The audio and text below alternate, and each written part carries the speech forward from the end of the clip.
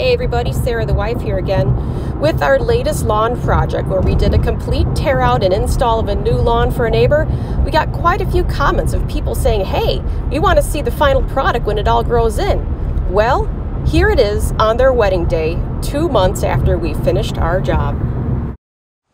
Hey guys, so this is kind of the final wrap up of our series on tearing out an old backyard and installing a new one. So this is where we dumped off, what was it, 120 tons, which is what, like 230 yards of topsoil, pulverized premium topsoil. Graded it, leveled it, smoothed it, and then established a Kentucky bluegrass for the turf grass. So let's go take a look and see how it finally shaped up. Okay, so this is the backyard. This is where we ripped up all the old turf grass, leveled it, smoothed it, and brought it in, standing right where the old garden was. And we ripped that out, leveled it all nice and smooth. Again, all Kentucky blue.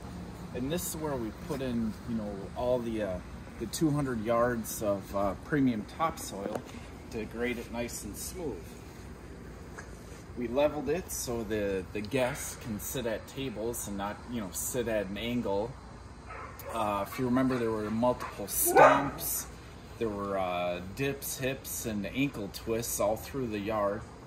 All of it's nice and smooth as can be and leveled. We did a 2 terrace, so when it comes off the edging by the house, there's a small transition.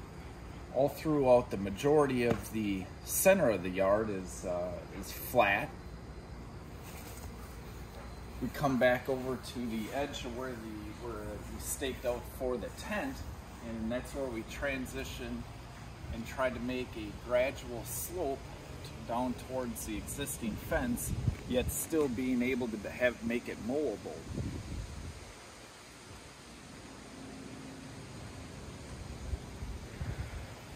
So, just a quick recap on you know, this large project.